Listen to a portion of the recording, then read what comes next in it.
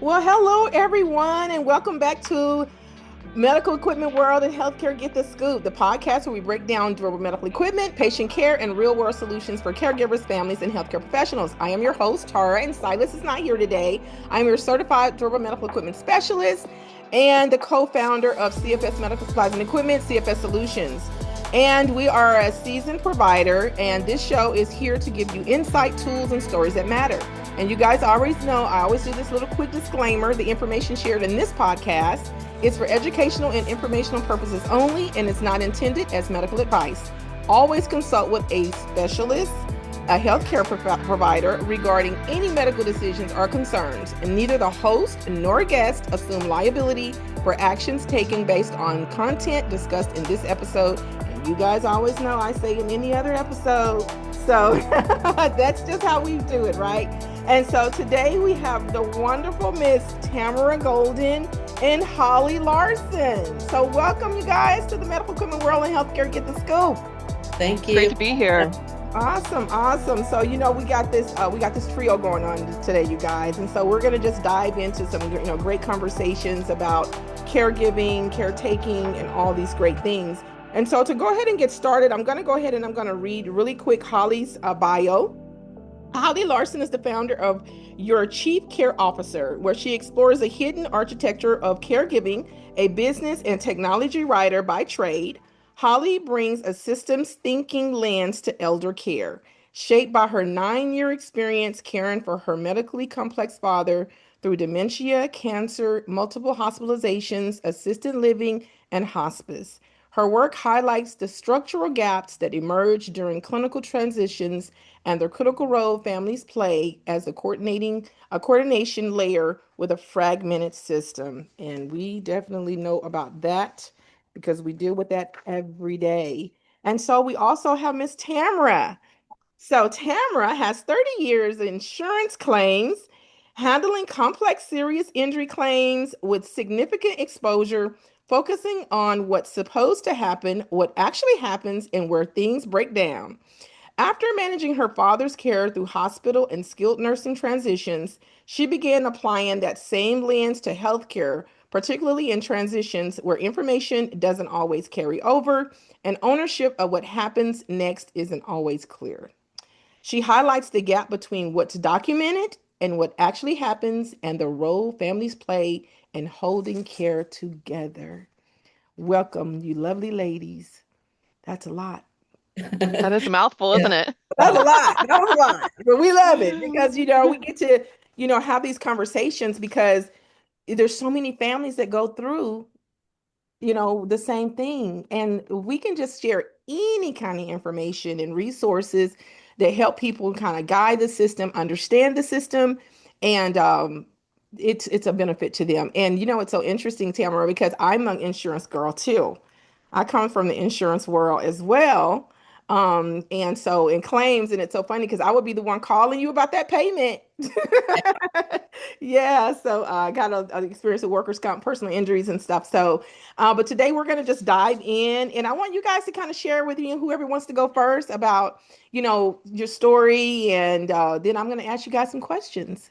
So, is All it right. Tamara, you want to kick off? okay? Sure.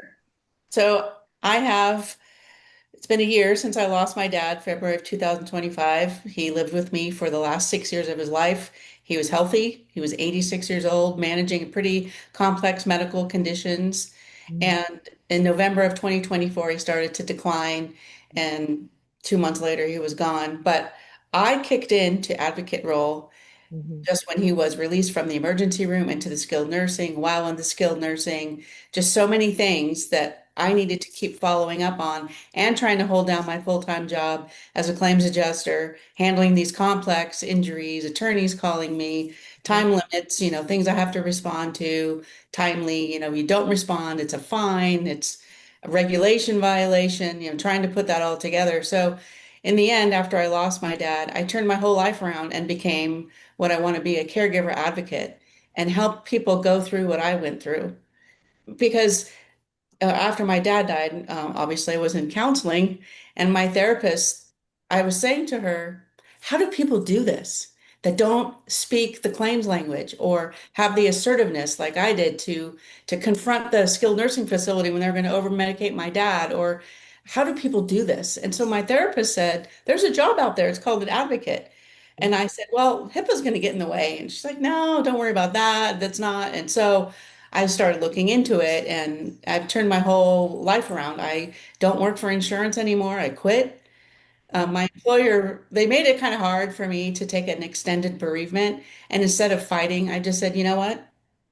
I'm done. And so I would just trying to become now a caregiver for the caregivers, Yeah. help people support them in all of these things when they're trying to work or care for their own children, and Yeah. just want to be a support for the caregivers, as there isn't any. Yeah. Yeah. It's It's set up, the system set up that, during all this emergency room to skilled nursing back home, all these things that need to happen, the system assumes someone's doing it and someone has to get thrown in it to do it. And there's no guidance, there's no support, and how do you do that while you're working, caring for children or other sick family members? So I just want to be out there and help people support them doing all of that because I went through it. I know what it feels like. And I didn't do it for very long. I mean, Holly, I just can't imagine 9 years. My dad was 2 months, and that was a lot. So, and no support. Holly says she's got her family members helping her. Some people don't. It's so true. It's so true. We see a lot of that when we go into the homes or do a consultation. And that's one of the major things or the complaints is like, oh my God, like I have siblings, I have family, and I'm just doing this by myself. I'm tired, or like, I'm loaded exhausted. And so, and that's when we try to put people in contact, try to build this resource where everybody can kind of connect or, have these calls, right? And just say, hey, reach out to this person and or that person and just try to have a community so people can kind of have that, can just say, take an exhale, right? And so, yeah, so yeah, I know the systems have got to be better. Right. And just to volunteer to say, look, you're going to have to call Medicare. That's 2 hours on hold. Who has time for that? So, Right? with a HIPAA designation, I could step in and help and make these calls for people and Yeah, know what to say and how to read an explanation of benefits, denials, whatever it is. It's from exactly. my 30 years of experience of Hmm. reading records and policy language. And Yeah. Yeah, that language is so critical and it's so ironic because you have to like if you can speak the language when you call these places, then Mhm. you get better, you get through easier, right? And Yeah. that's what we try to tell families like know what to ask the doctor, know what to ask the insurance and how to navigate because once you know how to do that, sometimes it's a little bit easier. But your call, I mean, we get calls for people like, oh my God, I've been calling for 3 days, Tara. I've been calling for 4 days. I mean, weeks just trying to get something covered. So when you know what language to use or what direction to go, it's such a blessing to families and stuff. And so Miss Holly, Hmm. Yeah, okay. so what tomorrow is sort of sharing and is something I really believe, which is families are the invisible interface for care. And what Mhm. you pointed out too is, we're not educated in caregiving or healthcare a lot of times. We kind of, back into it for different reasons. It could be a healthcare event or a slow decline or a financial reason. Mhm. And then families are kind of learning on the fly, right? Yeah. And I believe they're creating a care system. They may not know that, they may not call it that, but it's a series of, actions, tasks, and decisions that kind of ladder up to a care system. Mhm. And one of the challenges is that as they're doing that, they experience lots of gaps. So today we're talking about clinical transition gaps, which Mhm. are the gaps that occur when, typically when you go from like a hospital for an acute event to a medical rehab facility or a skilled nursing facility. And the family is trying to kind of stand in the gap there and help them with that transition because people are very medically fragile. And we'll talk later about that, about some of the gaps that occur with information and other types of things. But, even in everyday life, there are gaps, right? Yeah.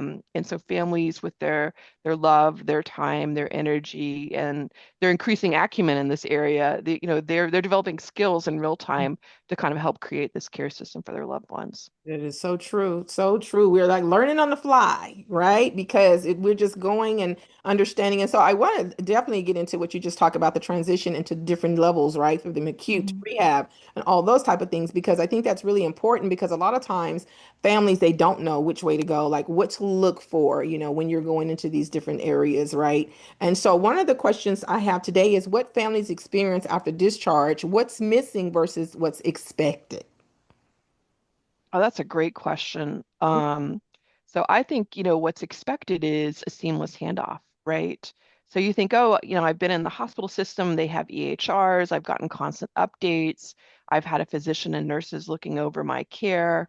So this will be sort of a continuation of this care.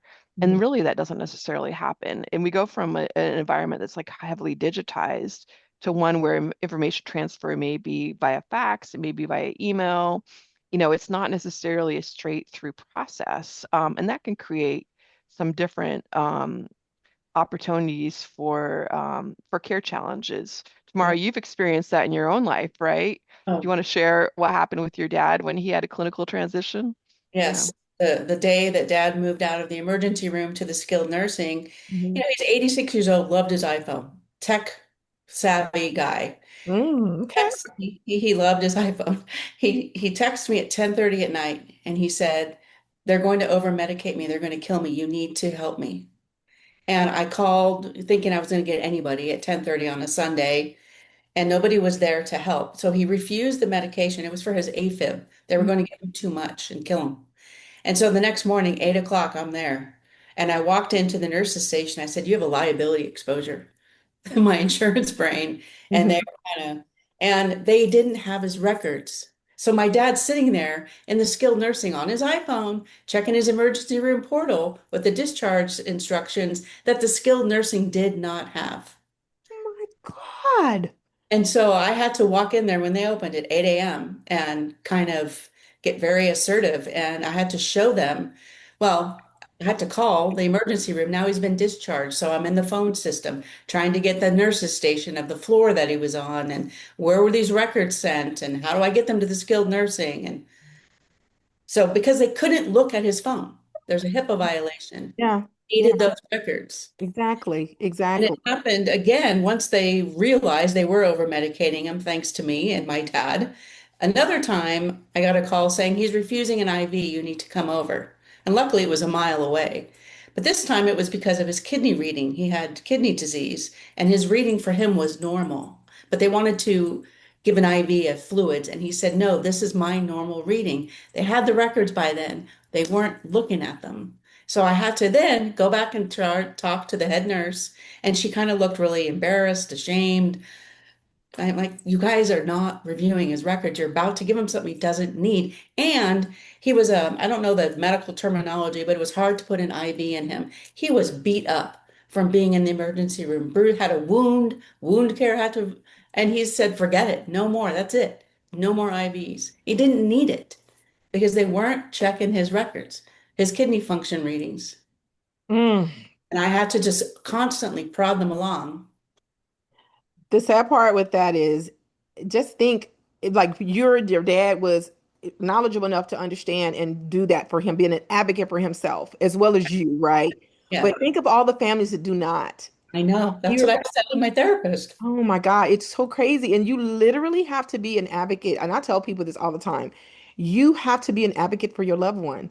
You have to be there. Like if you're not there, then it's like, okay, well, if you're not coming to check on them, then why should they check on them? They should because of the oath that they've taken, right? But let's just be honest. It's just not always the people in this industry that cares and want to help people in that way. And so it's for you because not only that, you come from the insurance side of things, you understand, you know the language, but it's so many families that don't know the language. And so that's where, so what you're doing is awesome because you're able to have that conversation with families, what to look for to make sure that when you do go into a skilled nursing, ask them right away, do you have my loved one's records? Like, all those things that you're talking about is so critical. My suggestion is when you leave that emergency room, ask Mhm. for a printout of the discharge summary. Exactly. Hmm. Yeah, Exactly. we learned that with our own dad. We didn't have, things that were quite as serious as what Tamara went through, but we had our own challenges, and that you never assume that the information transfers. You always leave with at least, two copies of the records. And we found that true, like when our dad was transitioning from, hospital to rehab to a facility, and stuff like that, because they do have paper-based binders, right? Yeah. And I think, Tamara, what your story really kind of points out to me is not just the advocacy piece, but also the translation piece. So Yes. families, when they are navigating clinical transitions, whether serious or not serious, they're Mhm. providing a lot of context, right? They're sharing that kind of living history of the patient, like what's happened before, what medications do and don't work for them, any allergies or other types of things that may be in the record, but may not always be looked at. And I think that's a really important piece too, which is kind of contextualizing care and also kind of providing, in a way, not just continuity, but like a stopgap so that if errors are detected, they're addressed quickly. Right, right. Such a need for that. So the next question is the emotional and practical challenges caregiver space, which you kind of almost touched on that somewhat, right? We just kind of like had that conversation. But going back to making sure that not only you get all the records, like even down to whatever medications, equipment, whatever that is, when you before you discharge, making sure you have all those records, and then going and dealing with that social service worker at the other location and maybe have them coordinate with you involved. We call the care team, right? And so Right. a lot of times people don't understand or they don't aware that you can have a care team within that particular location you're going to be taking your loved one to, where all parties, the doctors, the social worker, ombudsman, if you have to bring them in, or whomever is a part of that team, that care team, to understand exactly what's going on with your loved one. Yeah, I didn't see a lot of that. My scenario was, well, he's going to leave the emergency room, but he's going to need some skilled nursing to build up his physical strength to come back home. And Mm-hmm. then may need some help at home. But it was kind of go find a place. Yeah, Here's a brochure. I would agree with Tamara. I would say that sometimes the process is a little better managed, and sometimes it's not. So you Yeah. may be offered a social worker. Tamara was not, and she can share a bit about that. Sometimes even when the social worker is offered, you may have to do a lot of legwork Oh, in yeah. terms of, or at least decision work in terms of deciding, which facility you would like. And those handoffs, even with the social worker, don't always work. We had some failures where our dad was qualified for care that he didn't get because he required a sitter at night due to his due to how he experienced hospitalizations. And Mhm. then, we had a facility kind of refuse care because of that issue, even though he had kind of tapered off of it and no longer needed it. So the social worker and others can definitely help you, but I think it really is very useful to kind of understand and maybe research some of the different risks of clinical transitions, which is and understand your role, like how much effort and decision making will you need to put into it, how much you need to kind of stand guard over the transition. You Mhm. know, in tomorrow's case, are the medical records, have they transferred? Are they accurate? Is there anything missing? These things are pretty important. And then when you get there, to your point, Tara, there may be a care team. In my experience, they're kind of often, especially in the rehab space, they may be more narrowly focused on what your loved one kind of qualifies from an insurance perspective. We had at least a couple times in rehab where we expected that our dad would get maybe up to 20 days of care, and it was much shorter than that Yeah. because he met certain benchmarks. Mhm. So just keep in mind that you may have a certain goal for your loved one, which is, having a certain level of benefit and making sure that they're fully well or much better off until to transition. Whereas the care team at the rehab space will be maybe more focused on your eligibility and whether you've completed benchmarks. I don't know if your experience, Tamara, if you kind of saw that as well. It wasn't offered any kind of help like that. But I don't know if this is a good time to even bring up the DNR. So at the emergency room, they had one on file. And when we admitted him to the skilled nursing, he decided he did want life-saving measures. At the Mhm. hospital, he did not. So it got confusing. He ended up coding out at the skilled nursing, and they tried life-saving measures, brought him to the emergency room where I followed, and I had to tell him to stop it and watch the whole thing. And it was very traumatic. So it's a uncomfortable conversation because he was in his right mind. When they asked him if he wanted a DNR, I Mhm. didn't question it. But I probably in a private moment should have said, "Are you sure you made the right decision here? It's conflicting with what you're doing at the emergency room." So, it caused some unnecessary trauma in a way. Yeah. And medical power of attorney and, who's a designee, just everybody who can make a decision, are they able to get that all lined up? So there's no delay because of someone not authorized to do something, or there's no power of attorney, DNR, whatever. Yeah. For me, I think yeah, which is very important. So for me, what I was touching on was the fact that a lot of times families don't know. So where you guys were talking about these teams, right? The care team, a lot of times families don't even know that they can ask for Hmm. something like that. Like they Sure. don't know about social services. I They didn't don't know. know about ombudsman. Half of them, half a lot of people I've talked to, they're like, "What is the ombudsman?" So I have to explain that to them, right? And then, or it's like they don't know that they can bring these care teams together and like, okay, reach out to this person, this is that. That's that guidance that we're all talking about here, right? Just being able to guide a family, so or tell a family like, this is what you look for, these are Right. the things that you can ask for to help advocate for your loved one, right? And Yeah, so yeah, because a lot of times families, and I know dealing with families like constantly, they don't know. they They don't know. don't, they was like, oh my God, I can ask for that. Yes, you can, but they don't know. And then of course, of course, it depends on what what level of confidence you have when you're speaking to the doctors Right? or those care teams, right? And being able to pull those in. I have some very savvy clients. And some of them, work for the hospitals and they're in high positions and they bring the whole team to there's a conference room, Yeah, right? yeah, That with those care teams, and so you can do that, but a lot of times families just don't know. So I think it's like upon myself, you guys, to say like, hey, you can ask, these are the things that you ask for, this is what you're going to be looking for when you're going through these things. Would you guys say that that would be something that, because I think that's what you guys pretty much do, right, is you kind of help advocate families I on. would say I absolutely know you're right. I mean, we were in a situation with my dad where we could have benefited from a palliative care consult, and we Mhm. didn't get it until we asked for it. Yeah. So I would say, if you're in a kind of sticky situation, what are my rights? Who Yeah. are the people that I can access in this yeah. facility or beyond to help Mhm. me make this decision? Because, as we know, caring for a loved one, there are a lot of, challenging decisions, whether they're ethical, healthcare, or otherwise, and that, you may need support doing that. Yeah. So Yeah, the support. You definitely got to have that support team. So the next part of it, we probably talked about this already, you guys. It says the gap between healthcare systems and real life caregiving. So I can jump in on that one. I think that healthcare, we have really good healthcare in the US, but it's kind of event based, right? So whether you're going in for routine care or you're going, for a planned surgery or you're having a medical event, Hmm. the goal is to kind of manage you through that event and then restore you as much as possible. And then you return home or you go to a care facility.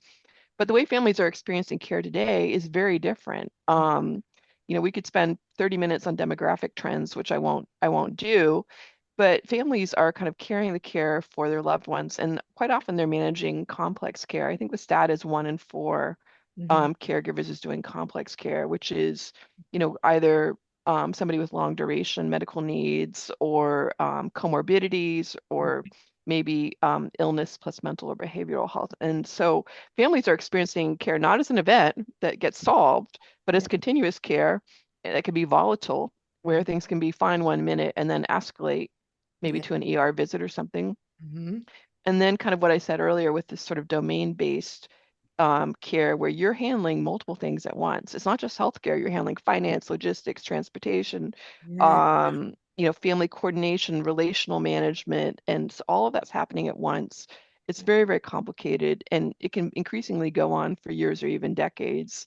I recently interviewed 3 men who had started caregiving in their 20s because their mom Hmm. had surgery related dementia. And so they did care for 20, I think it was like 25 years, starting in their 20s. And I'm hearing more stories like that. And I've recently spoken with 3 different individuals who have done caregiving for 3 people, either sequentially or simultaneously. I think in all scenarios, there was at least 2 at the same time, and then maybe a third Hmm. later on. And this is something that the care system really doesn't kind of account for, right? We tend to think of like, hey, Tara's doing care for her mom, Hmm.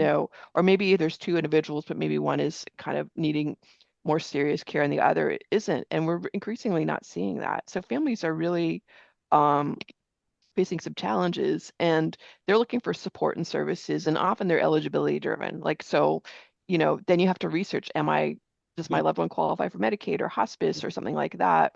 And strain will show before you're able, right? So Mhm. probably by the time you get, you know, a Medicaid qualification or a hospice qualification, things have been challenging for quite some time. Yes.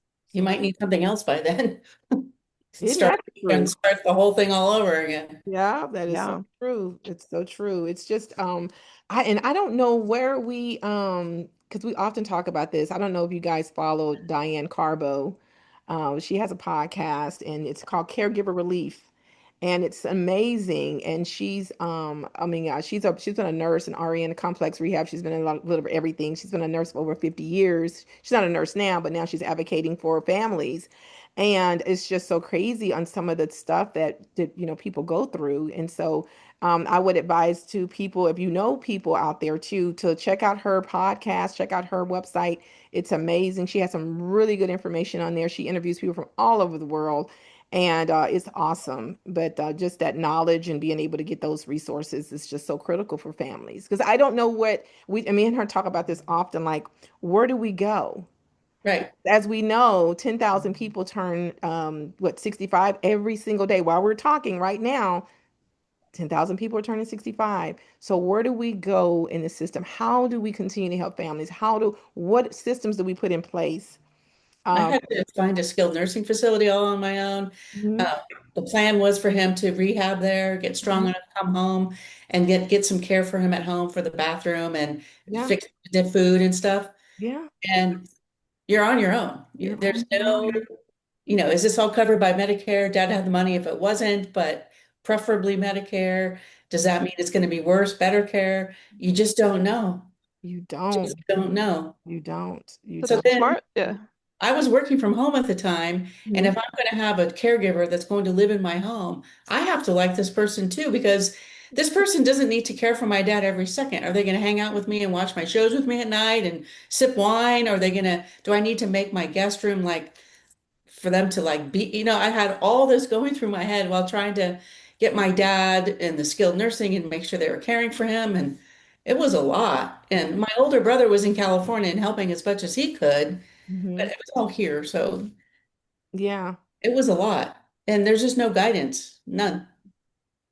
So yeah, tomorrow's story really indicates to me like how kind of families are sort of pushed into care, and you're kind of figuring things out on the fly. And it's not necessarily anything wrong with that, but I would argue that if you can take time to develop a proactive care plan, it really helps a lot. And so we started with a crisis as well. My dad was injured on a trip overseas where he shattered his ankle, which led to 2 years of surgeries and procedures and ongoing wound care. Unfortunately, he eventually healed from that. But I really realized from that experience that we kind of hope for the best, but we really need to kind of consider a range of scenarios. It's not necessarily planning for the worst. It's sitting with your loved one and saying, what does good care look like? And what Yeah. are kind of a range of scenarios we might expect, right? And so I call it care horizons, which is that people move through different stages, and it's less important what the location is, and it's Mhm. more important on who holds the care, because you know typically care will transition from the care recipient to families and sometimes to paid care and facility care, and just kind of having a plan for that, understanding like what the trigger points would be for that sort of thing, and then understanding if crises do occur, Mhm. what are you going to do about it? To Yeah. tomorrow's point about the DNR, that was something we experienced in our own family, to a reversal of a DNR. So it can be worth revisiting those things. You sign these documents and you probably do them years in advance of when they're needed. Having conversations with your loved one and saying, hey, here are some of the points in the DNR. Do these still hold? Yes. Your health is getting worse. Do you still feel the same way? To hopefully avoid some of those kind of crisis-based decisions that are so difficult for families, because they're ethical, they're not just healthcare, and they're relational, right? And they're done often in a point of crisis with kind of limited information. Yeah, it's so true. I interviewed Richard Beckner.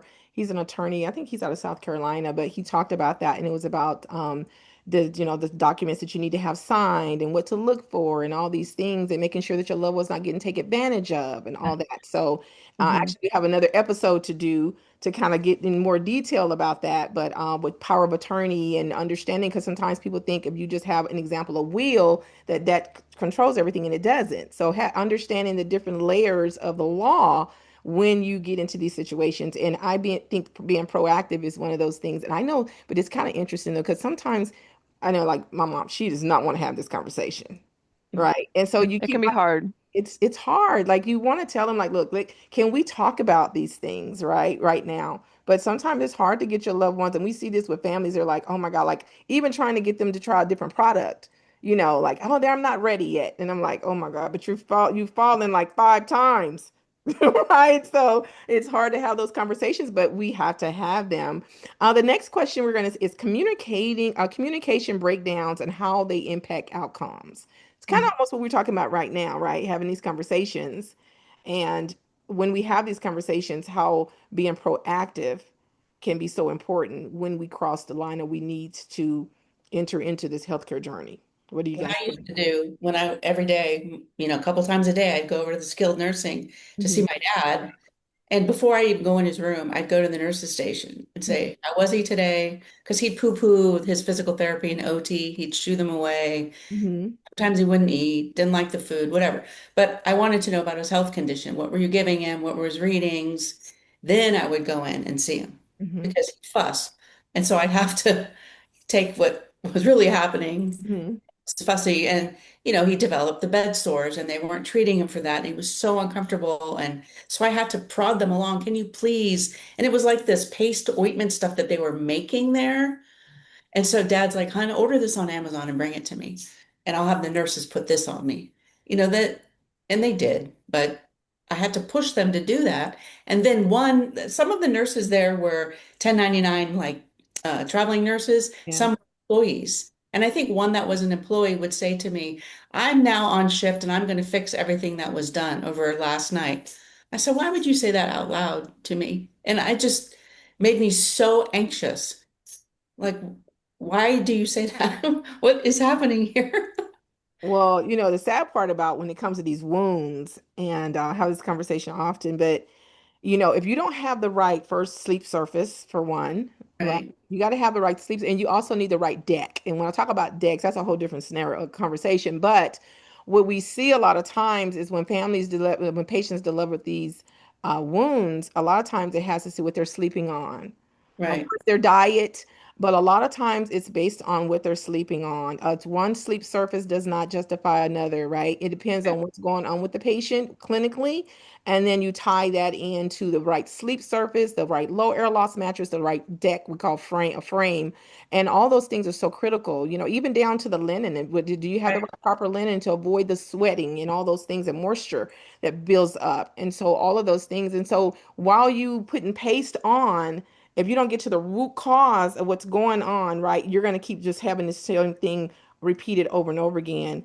And it goes back to like how many families or patients that get readmitted back into the hospital. They get discharged. They maybe have a small wound. They get home. They don't have the proper equipment. They don't have the proper services that need to be done, and then they end up right back into the hospital. So we've got to get to the root cause first. What is the root of why they keep having these wounds? And why they're not healing. And if they are healing, why do they keep coming back? right. So that's a whole nother conversation, y'all. We will have to have that. It kind of So, points to like, I mean, a lot about healthcare is context, right? So making sure that all the information is sort of gathered and aggregated, and it's not just what's in the charts. It's mhm. is there patient compliance? Is Yeah. the right equipment in place? Are they progressing through their milestones and things like this? This is all like very important kind of information to understand and Mhm. aggregate to have a better outcome. Yes, yes, I do believe that. So, what families should be asking but often don't know to ask, you guys? What would you say to that? So you're thinking like, oh my God, where's the list? Right? So, yeah. So, who wants to go Well, there? tomorrow you had some great practical steps on this based on your experience. Do you want to share? Um, Remind me So what it did says communication breakdowns and how often. No, I'm sorry. What families should be asking, but often don't know what to ask. kind of goes back what we talked about earlier, well, like how families don't even know they can ask for a team to get the clear. Right. I mean, the only time I saw a social worker during my dad's whole 30 days before Mhm. he passed was the night he passed, when I got a call from the emergency room saying, "Are you on your way? I'll be at the door." Whoa. That was the only social worker I ever saw. Ah, And, you know, that and that whole experience, I had a lot of questions actually about that whole experience. You know, they took him away in ambulance from the skilled nursing. They told me, "Don't drive as fast, meet us there." They took him to one facility, and I got there. He wasn't there. I kind of flipped out. I found out he did go back to where he originally was. And they called me and said, "I'll be at the door." And then they pulled me around into this room away from where he was. And they said, "Wait for the doctor to come in." I said, why am I in this room? What am I doing? So I started wandering around. I said, "I want to be with my dad," where they were doing life-saving measures. They needed me to say stop because they had the DNR on file. None of that was explained to me. None of that. They just kind of put me in this room by myself. Like, what am I doing in here? What am I wait? So so, I so didn't I didn't know what questions to ask. Now I do. yeah, Like, that's what I was gonna say. I was gonna say you went through that. Now you can tell another family what to ask. yeah. Yeah, And, I and would say, and just sorry, just the skilled nursing. You know, are these employees? Are they traveling nurses? That's a huge and difference, that's a great question. right? Is it going to be the same nursing staff that's going to get to know him, or every day it's someone new? They're Yes. wearing a mask. There could be a language barrier. My Mhm. dad wore hearing aids. He had Mhm. no chance of hearing them. So that was significant too. Yeah. Nothing wrong with traveling nurses. They're great. But with that kind of care, Mhm. I like to see the same staff. Exactly. Like, so you guys out there, you hear that? Those are questions you want to ask. Is the staff a repeated staff? Is it new people coming every day, every other day? It's a subcontracted out 1099. So when we say Yeah. subcontracted, we're talking about a 1099 somewhere there's traveling nurses or they hired an outside agency to come in and they have different people coming in throughout the day or throughout the week or what have you. Find those things out. Ask those questions before you enter, take your loved one to a facility or anything like that. Would you say that too as well, Holly? yeah, I would say if we can even step back just a little bit, like kind of the points that we covered earlier, you know, um, so why are we transitioning to medical rehab or skilled nursing? What are the goals of Mhm. this transition? When is it going to happen? If it's scheduled for off hours, tomorrow's transition happened, I think, on a Sunday night. Can we make it during the work week when there's staff on board? Right. How can we structure this transition for maximal success? Is a Mhm. social worker going to help us? Do we have to find the facilities on our own? Can we Right. see them the ratings, the Medicare ratings, so that we can evaluate them? Yeah. What's call your insurance company. What's my eligibility? Is it, Mhm. for this type of condition? Understand that that does not mean that you will actually get it, but it's a start. What is your what is your backup plan if your loved one is suddenly transitioned out of the facility, maybe before you feel that they are Mhm. um, fully ready to come home? Are you Mhm. willing to pay for extra care there? Um, do you want to pay for extra care at home? Mhm. Are they able to go back to if they're at a care facility, are they able to go back to there? Is there an interview process to be readmitted? These things are like, it actually is kind of a multifaceted process. It's not simple, It right? is not. The Listen, I hos was like, oh my God, Holly. the Yes. hospitalization restarts the clock on a lot of things, Mhm. and it can put a lot of things at risk that you assumed would be there for you. So true. So having at least some understanding and maybe some initial scenario planning. I say don't go down the rabbit hole too far. My Yeah. sister and I, when we started this, we would have the scenario to the scenario to the scenario Uh-huh. because things were going wrong and it was Uh-huh. really hard.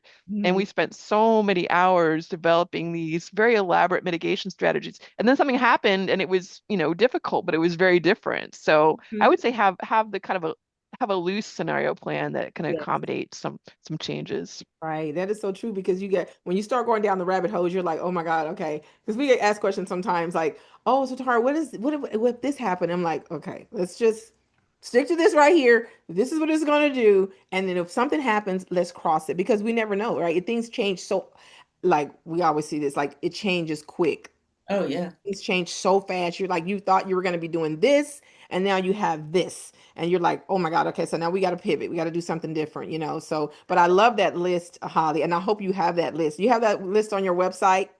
I just came up with that verbally, but I would be happy to watch the video and do one for you, Tara, to share with Yes, you your need to do listeners. I that. mean, You need to I do think when you that. go through, the care system a few times, you realize just like how you have to kind of advocate for your loved one and be that navigation and that translation layer, right?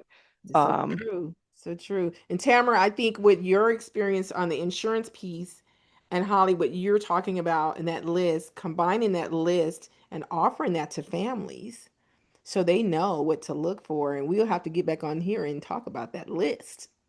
Yes. that sounds good. That sounds like a Yeah, because promise. Yes.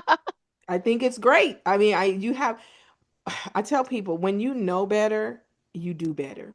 That's right. Knowledge is power. I have seen it. Like I have families, so when we do consultations with families, we do a full-on clinical consultation on the clinical part of what's going on with the loved one, right?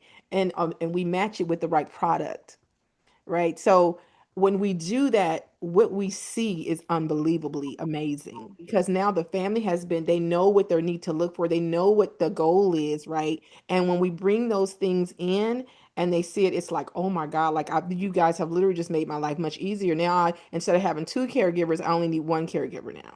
Or you don't have to have two caregivers in the house at the same time. So all these things, and so all of these things that we're talking about plays a huge part and that critical that care, right, from the beginning to the end. And so I mean, I love it. I'm going to be waiting on that list, ladies. I think it's an important point, which is that you brought, which is a lot of people don't realize that the assistive technology that they can have in the home that can really help with things, Oh my God. whether it's a Hoyer lift or a wheelchair or walkers or other types of aids. I mean, we've benefited a lot with hospice. Hospice is amazing.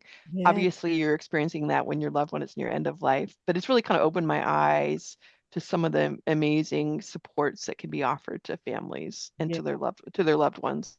Yeah, So, the equipment and the innovative products out here is amazing for families that you wouldn't even think. So we'll have families that call and they may be using one thing and it's limited, unfortunately. I'll just kind of throw one out. It's just a basic bed, right? That the insurance normally pays for. Of course, we know the reimbursement rates aren't there, but and when families, depending on what's going on with your loved one, and so when they call us, it's like I need something. I need something powerful that's going to be helpful for my loved one, comfortable for my loved one, as well as the caregiver. Because we often sometimes people forget about the caregiver when you Right. They think kind of about, right, the injuries, right? We have the healthcare, I mean, caregiving is one of the highest injury related industries in the United States. lifting patients, changing sheets, Exactly. Exactly. the equipment's 79, heavy. Yeah. 79%, 79.2% in turnovers for caregivers because they don't have the right product. So you're lifting up and you're bending down constantly. Rotor mhm, cuffs, tears, all these things, back injuries and rotor cuffs is what we see constantly from caregivers. And it's all about the product. You don't, I mean, even now, I mean, Hoyer lifts, I love Hoyer lifts to a point, but there's also things out there, of course, depending on what you're going on with your loved one. But there's other things out there to even make, even not even a Hoyer lift that's easier right. for them to use. So it's just all those type of things. So we'll go on and we're going to say what families should be asking. We talked about that they don't know to ask. How we better support caregivers moving forward. We kind of touched on that a little bit, the different equipment, the different innovative products, right? The different care systems that's out there, right? I don't know if you guys heard of Addison.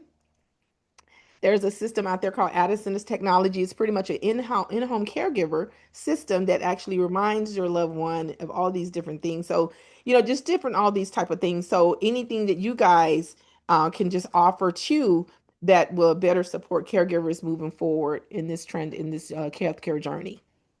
It's just emphasizing the medical power of attorney, the DNR, Mm-hmm. just Yeah.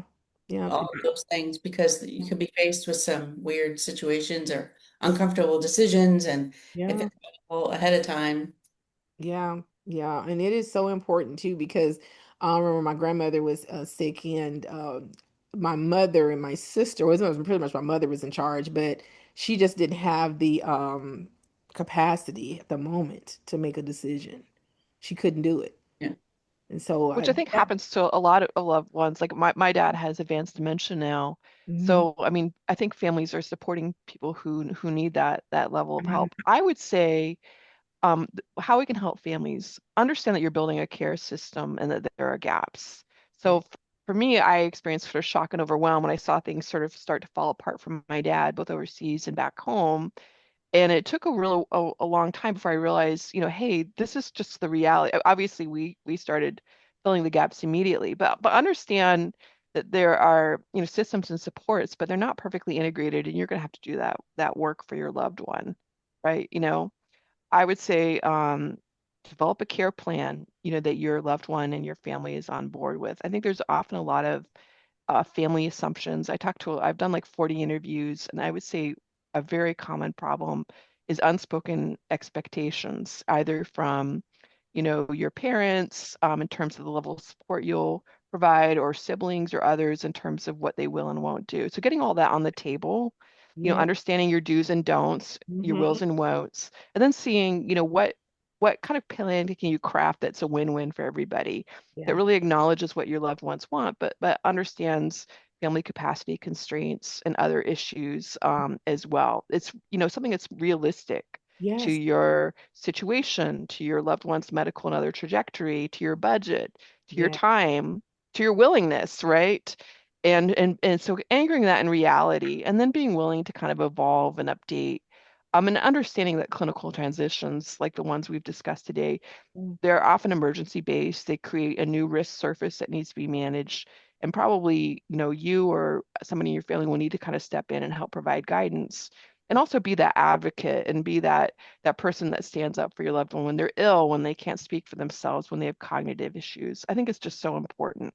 it You is, also have to be the person to make sure what they're telling you is going to happen is actually happening and who's responsible for it. yes, Who Kind do of I? like the quality assurance person tomorrow, right? yeah, Yeah.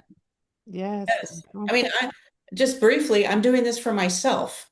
I had a switch in my healthcare insurance, so now all the prior approvals for all my meds, it's a whole big mess. And then it ended up one of my prescriptions was denied and not filled. So I had the pharmacy telling me your insurance, we need prior approval. My doctor's office had that prior approval request for 30 days, did nothing to it. And then my insurance company is sending me a denial. I had to coordinate all three of those people to make sure the prior approval was sent. Insurance company was reviewing it, but that's what we have to do for caregivers or as a caregiver yeah, because all these things are just sitting out there. Well, it, I've done that. I sent a message, it's been denied. Move on to the next file on your desk. So you have to coordinate, and no one tells you that. And no, imagine how complex it is if, let's say, you're an adult child, you're navigating healthcare for yourself, your mhm, family, your immediate family, and one or more parents. It really creates kind of a crazy constellation of things that need to be managed that are, yeah, many of which are interdependent, Yeah. and so that is kind of difficult to do. I think if you think about it as a system with interdependencies rather than a series of tasks, you mhm, can maybe design more intentionally, yeah, and kind of reduce the care load that often falls on the shoulders of one person. There oof, doesn't seem to be any accountability either. Like who's responsible for, dad was supposed to do OT and PT and he poo-pooed it and shooed them away. Is there follow-up? Is he, he's not going to be released if he's not strong enough. He didn't quite figure that out on his own, but they would just leave. There was That's no, another issue is patient compliance, and because if somebody is fully cognizant and sentient, then maybe they speak for themselves, and if they refuse something, it can be difficult to mhm, overcome that. We well, also the see that other with thing folks that who have I would, dementia who might get refuse, calls. care as right, well. And so, I mean, that's a thorny issue to solve. yeah, Yeah. I mean, some days my dad was refusing an IV, I would get a call. When we refused the PT and the OT, I didn't get a call. Like, why? yeah, Why didn't you call me then? yeah, I yeah, mean, my older brother flew out to Arizona from California so that we could both kind of not gang up on him, but gang up on him and say, yeah, uh-huh, Dad, you're medically stable. You're medically cleared. Physically, you're not. The physical therapist has not signed off for you to leave. yeah, Here's what you need to do to get out of here. And right, all he kept saying is, it's like, guys, I want to go home. I said, I want you home, Dad. Yeah. Yeah. They're not going to let you out until you do all these things. Yeah. Yeah.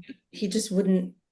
Yeah, but letting you know that though, so that you can address it immediately, not just let days go by and then, of course, with scheduling too, that's another delay, right? So yeah, those things are so important. So I think we have it says, how do we better support caregivers? We talked about that and your perspective on building better systems of care and support. We kind of touched on that a little bit, but closing out before we get off, share that and let's talk about that and then I'll tell people how they can reach you guys and how you're advocating and being able to be available for a resource for families. Absolutely. So I believe that we have to make things visible to design better care systems, right? So Hmm. that might mean talking about things in your family. It might mean sharing resources. It might mean that making sure the information gets to the right place and double checking in the case of care transitions, right? Not assuming that things are working for you. We've all experienced that those gaps of information, serious and not serious. So I'm writing online, your chief care officer on LinkedIn 5 times a week. I love talking to caregivers. I run interviews constantly with all types of folks, caregivers, business owners, founders, and leaders. Hmm. So you can follow along. You can read content and engage with me. I try to answer almost every comment I see, and am committed to this work to help build better care systems in the country and to support family caregivers who I believe are really struggling today, and they just don't have the support they need. And many of them are doing very challenging things with a lot of love in their heart, but Yes. it's really too much. I believe the burdens are too much, and they often concentrate on one person or more. And I'm thinking of the people that I know that are doing care for multiple caregivers in the home, multiple family members, and that's just very challenging. Yeah. And then to think about it when you're trying to take care of your loved one and now you're thinking about this other stuff that has to be coordinated. That's a lot. It's a Yeah, lot. absolutely. It's a lot. I mean, I believe that there should be a national roadmap and a digital journey, and Yeah. there should be a lot of support out there. It doesn't exist today. You are the roadmap and journey for your loved one. So, I see a Awesome. lot of ads or comments or articles about, these apps for caregivers. Like that's just one more thing to have to log into and monitor. And if you're logged out of it or you lose your phone, then who's going to do it? You have to be person to person or I hate to say it, we need paper. And, what I'd like to do is just get out and help the caregivers with where they can't be on the phone tree with Medicare for 2 hours, or they can't understand this denial or this policy language that's all legalese. Send it to me. I can help you make some phone calls, write some notes, help you understand what this all means, Yeah. and share the wisdom of what happened to me and what questions to ask. And here's what I can do to help you. Yeah. You can Yeah. find me out on LinkedIn too.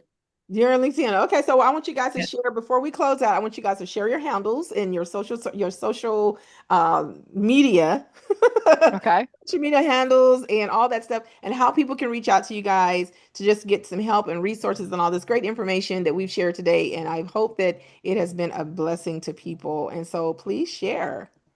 I was just my first name, first and last name on LinkedIn. I don't have any other social media about caregiving.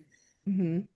Yeah, So it's I'm all Holly Larson. I'm writing as your chief care officer. I'm at Holly K. Larson on LinkedIn. I also have a website. I just created a digital journey called The Hidden Architecture of Care, Okay. which sort of kind of reveals some of these truths that we've been sharing today, less about clinical transitions and more about kind of how care is Yeah. orchestrated and managed. So you can check that out. There's some different resources there for families, from planning guides, decision guides and planning guides, to just some interesting, white papers and other types of things. Right. Awesome. I love it. And so what we do is that we take these interviews. It's going to be on YouTube, you guys, as always. And then we'll do too is that the links inside of a blog. It's they create a blog, and inside the blog it'll be links to contact you guys. So right. the people out there will be able to just go on there. They look at the blog and they'll be able to just click your link and get to you and reach out to you guys because it's all about resources. It's all about us communicating with one another and sharing information, sharing our stories, sharing our positives and our negatives. And so that way we can actually navigate the system of healthcare better, no matter where you are right now with it. And we want you to be proactive in understanding what to ask, what to look for, because the things that we see, as all of us see, is that when you're in that situation, sometimes it's you're so overwhelmed with what's going on with your loved one, you're not even thinking of what questions to ask. So Holly and Tamara is gonna actually put a list together Yeah. of you guys, and Yeah. so people could ask and see, what to ask. And like you said, if it's on paper, you can look at it. You can have that on your phone or have it on your, looking at and be able to just say, hey, because guess what? We do forget things. I don't know about you guys, but I But mean, when you're faced with it, yeah, you have all that info and it leaves your brains. Honestly, it exactly. does because you're just in that trauma mode. Yes, so true. Oh my God. Like I was sharing a story with Diane, like my unfortunately my husband had a massive heart attack Oh my some God. years Oh back. no. Yeah, and so unexpected. I was literally I'm like, as much as I know, I Right. literally just went blank. Like, where they were asking me these questions, and I'm like, and you're looking for stuff, and it was crazy. And unfortunately, you don't know until you are there. But if you Right. have something in place, or you have went through this, and you have an advocate like like yourself, that Yeah. is you can call and be like, oh my God, like what am I should I be asking right now? It's so helpful. It's so helpful. A HIPAA designation is where people that are not family members can step in and be that person. So designating an advocate, like official HIPAA designee, Yes. allows us that are not family members to do that work for the people. Yes. See, and people don't know that. People don't Yeah. know that. So yeah. So And any they're afraid to bring in their friends or family because they think the hospitals won't let them in or whatever the issue. yeah, But if you say, this is my designee, my HIPAA designee, I'm exactly. coming in, I'm coming. Yes, yes, and have that. And you guys out there just know that you have to have paperwork in hand. Showing up and saying, "Oh, I'm here because I'm representing so and so," does not. They need to see it in writing. Yes. It has to be detailed and it has to be professionally. It needs to be done legally. Like, Yes. yeah, I'm just a person who's been there, done that. It needs to be in writing. And so, any last words that you guys want to share before we get off today? No, I understand what it feels like and I'm here to help. All right. I would say you are the, the truth teller and the advocate for your loved one. So don't assume anything. Be pleasantly surprised. So I don't necessarily advocate being suspicious and of everything, but just ask good questions. Communicate goals. Communicate any kind of um context to your family member that needs to be conveyed. Sometimes people have cultural issues that they need to communicate Mhm. that shape care or other types of issues, and help and work with the people on your care team to design the right plan for your family. Oh, yeah, I like that. I like that. Well, you guys have heard it today here on the Medical Equipment World and Healthcare Get the Scoop, where we just talk about these things. We're just drinking coffee and tea and water, whatever it is, right? And we're just having a conversation. But we hope one thing that you take away from here today is that you're not alone out there. You have people here advocating for you. You have people out here who can advocate for you and give you the resources and information that you need to take this healthcare journey, so you're not alone. And so, as soon as stay tuned for the next episode. And this episode here is sponsored by CFS Medical Supplies and Equipment and CFS Solutions, DBS Consulting. And so, we will see you guys on the next episode. Thank you for listening in today. Have a good day. Thank you.